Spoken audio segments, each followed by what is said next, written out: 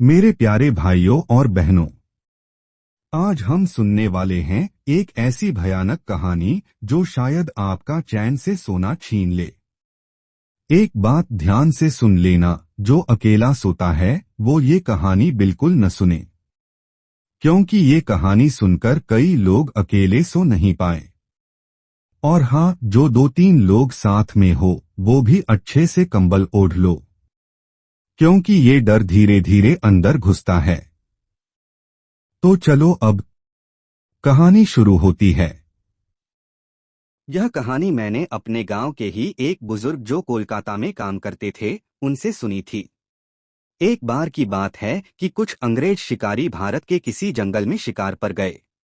उस जंगल के बाहर एक डाक बंगला था, पर उसमें पहले से ही कोई बड़ा अंग्रेज अधिकारी ठहरा हुआ था। अस्तु इन अंग्रेज शिकारियों को जंगल के बीच बने एक पुराने डाक बंगले में रुकना पड़ा। इस डाक बंगले का रखवाला अपने परिवार के साथ रहता था और डाक बंगले में रुकने वाले लोगों की सेवा करता था। इस रखवाले के परिवार में उसकी बीबी तथा लगभग 14 से 15 साल की उसकी एकमात्र लड़की थी। एक शाम जब अंग्रेज शिकारी शिकार करके वापस डाक बंगले पर आए तो नहा धोकर पीने बैठ गए। पीने के बाद उन्हें इतनी चढ़ गई कि वे लोग पूरी तरह से बहक गए और उस रखवाले को गोली मारने के बाद उसकी बीबी तथा बच्ची को नोच डाले। इन पापियों को नशे में कुछ भी पता नहीं चला और नोचने के बाद उन दोनों को भी गोलियों से भून डाले और तीनों की लाश को डाक बंगले के पीछे दफना दिए। यह बात आई गई रह गई। अंग्रेजों ने फिर कुछ दिन के बाद वहां कैलाश नामक एक नया सेवक रख दिया। किसी को कुछ भी पता नहीं चला कि इस पुराने डाक बंगले का पुराना सेवक और उसका परिवार कहाँ चला गया। एक बार की बात है कि नया सेवक कैलाश रात को गेट बंद करके सोया हुआ था। तभी अचानक उसकी नींद खुल गई, क्योंकि उसे लगा कि दरवाजे पर कोई रो रहा है। उसने एक हाथ में लाठी उठाया और दूसरे में चिराग और दरवाजे पर आकर हाथ लगाया, कौन है? इतनी रात गए कौन दरवाजे पर रो रहा है? उसने देखा कि एक किशोरी दरवाजे पर बैठी रो रही है। कैलाश उस किशोरी के पास गया और उसके सिर पर हाथ रखते हुए कहा कि बेटी रो मत, अंदर चल। फिर उस किशोरी के अंदर आने पर कैलाश ने उसे पीने के लिए पानी आगे बढ़ाते हुए पूछा कि बेटी तुम कौन हो और इतनी रात को अकेले इस जंगल में क्यों भटक रही हो? कैलाश की इतनी बातें सुनते ही वह किशोरी और तेज फफक पड़ी। कुछ समय तक तेज तेज रोने के बाद वह थोड़ा शांत हुई और कैलाश को बताई कि वह इस डाक बंगले के पहले सेवक की पुत्री है। फिर उसने यह भी बताया कि कैसे 4 से 5 अंग्रेज शिकारियों ने उसके पिता को मार डाला और उसके बाद उसके तथा उसकी मां की आबरू को नोच डाला। फिर कैसे उसकी मां तथा उसको भी गोलियों से भूनने के बाद डाक बंगले के पीछे दफना दिया। उस किशोरी की इतनी बातें सुनते ही कैलाश पूरी तरह सहम गया, पर निडरता दिखाते हुए पूछा कि ऐसे कैसे हो सकता है? अगर तू मर गई है तो मेरे सामने कैसे बैठी है? कैलाश की यह बात सुनते ही वह लड़की अचानक गायब हो गई और कैलाश कुछ समझ पाए इससे पहले ही वह उस कमरे की दीवार पर उल्टी टहलती नजर आई। कैलाश यह नजारा देखकर पूरी तरह से सहम गया। फिर अचानक वह लड़की आकर कैलाश के सामने बैठते हुए बोली कि काका, आप डरिए मत, मैं आपका कुछ भी बुरा नहीं करूंगी। धीरे धीरे कैलाश का डर जाता रहा और उसने अपने मस्तक पर आई पसीने की बूंदों को गमछे से पोंछ लिया। फिर उसी रात को उस लड़की ने वह जगह दिखाई जहां उन तीनों को दफनाया गया था। कैलाश ने कुदाल से खोदकर उन तीनों के अस्थिपंजर को निकाला। फिर कैलाश ने उस किशोरी से वादा किया कि वह उन अंग्रेज शिकारियों के खिलाफ कोर्ट जाएगा और किशोरी को इंसाफ दिलवाकर रहेगा। कैलाश की बातें सुनकर वह किशोरी रोते हुए बोली कि काका, आपको कुछ नहीं करना है, बदला तो मैं लूंगी, बस आप मेरी थोड़ी सी मदद कर दें। फिर क्या, उस किशोरी के बताए अनुसार कैलाश ने बीमारी का बहाना बनाकर उस डाक बंगले की नौकरी छोड़ दी तथा उस किशोरी को किए वादे के अनुसार उस किशोरी के माता पिता की अस्थियों को जला दिया तथा उन दोनों के नाम पर पूजा पाठ भी करवाया। उन दोनों की मुक्ति हो गई, पर लड़की के कहे अनुसार कैलाश ने न लड़की के अस्थिपंजर को जलाया और न ही उसके क्रियाकर्म के लिए कोई अनुष्ठान पूजा पाठ ही किया, क्योंकि किशोरी ने कहा था कि अगर उसके लिए भी पूजा पाठ हो गई तो वह इस भूथी योनि से मुक्त हो जाएगी और फिर उन दरिंदों से बदला नहीं ले पाएगी। समय बीतता गया और अब उस डाक बंगले में कोई नया सेवक आने को भी तैयार नहीं होता, क्योंकि कैलाश वहीं आसपास मंडराता रहता और नए आने वाले सेवक को भूथी कहानी सुनाकर भगा देता। कभी कभी वह किशोरी भी अपनी भूथी कारनामे से आने वाले नए सेवक को 9-2-11 कर देती। पर उस बंगले पर शिकारियों का आना कम नहीं हुआ। वे आते और खुद ही अपनी व्यवस्था करते, पर जो अब आता वह वापस नहीं जाता, क्योंकि उस डाक बंगले में ठहरने वाला हर अंग्रेज शिकारी उस लड़की का शिकार हो जाता। कभी कभी तो ऐसा होता कि वह लड़की किसी अंग्रेज शिकारी को अपने लटकों झटकों में फंसाकर उस डाक बंगले में लाती और रात को अपने असली रूप में आ जाती और डराकर उस अंग्रेज को मार डालती और उसका खून पी जाती।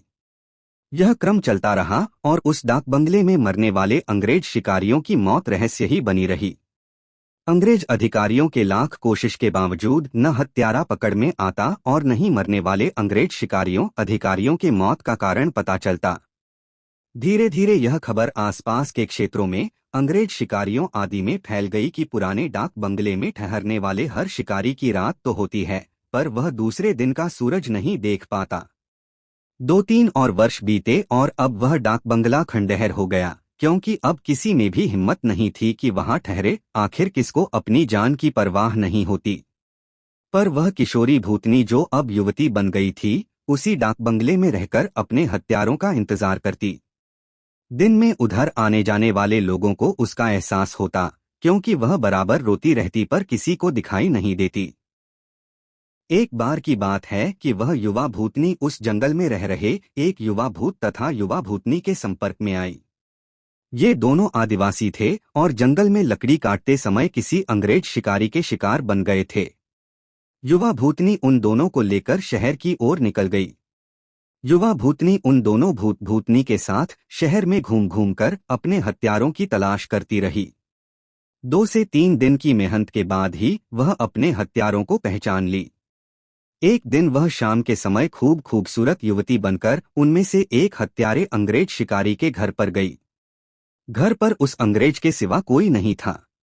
फिर उसने खूब लटके झटके दिखाए और उस अंग्रेज को अपनी सुंदरता में फांस लिया। रूप लुभावन हो तो अच्छों को फंसते देर नहीं लगती। योजना के अनुसार वह दूसरे दिन भी उस अंग्रेज से मिली। फिर उसे पूरी तरह विश्वास में लेने के बाद एक दिन कही कि क्यों नहीं हम लोग शिकार पर चलें। अंग्रेज ने कहा कि अच्छी बात है, मेरे कुछ मित्र शिकारी हैं, उन्हें भी लेकर चलते हैं।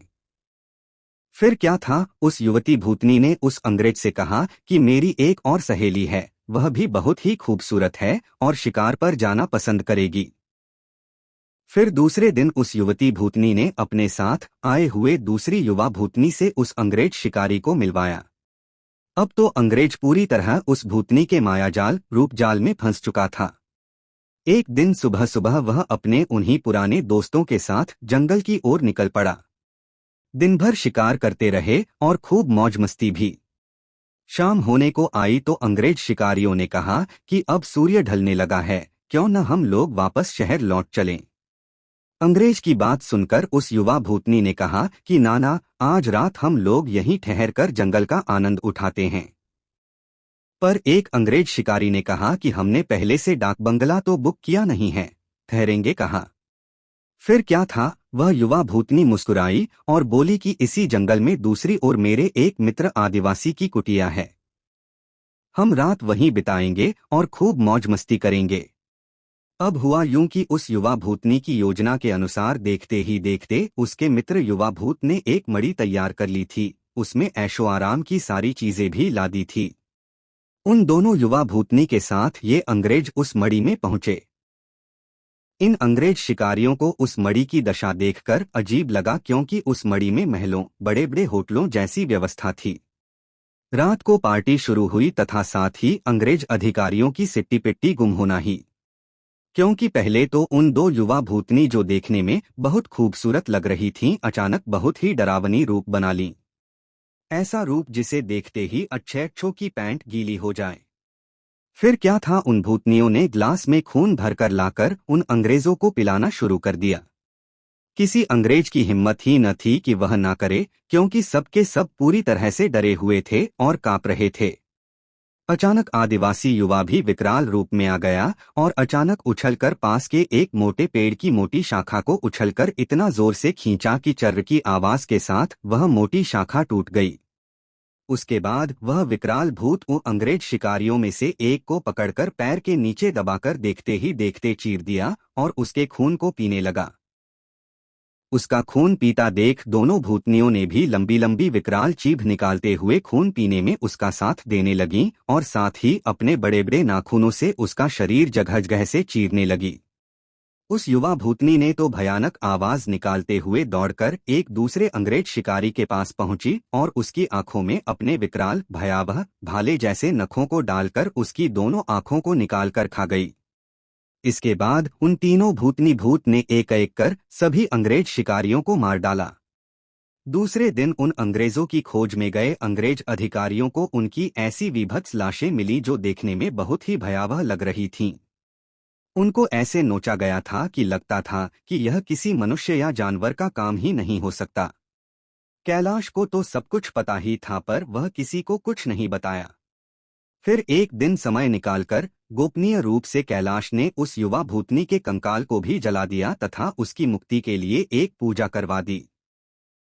यह एक काल्पनिक कहानी है पर हकीकत भी हो सकती है उन लोगों के लिए जो अपनी शक्ति संबंधों का नाजायज फायदा उठाते हुए गलत कार्यों को अंजाम देते हैं और उन्हें लगता है कि कोई उनका बालबाका भी नहीं कर सकता। हमेशा वैसा ही कार्य करें जैसा आप दूसरों से अपने तथा अपनों के प्रति चाहते हैं। जय बजरंगबली। एक कहानी सुनकर आप लोगों को कैसा लगा? अगर अच्छा लगा तो लाइक, कमेंट, सब्सक्राइब कर लो। इसमें होगा आपका और मेरा नजदीकी बढ़ जाएगा और आने वाली वीडियो जल्दी आप तक पहुंच जाएगा।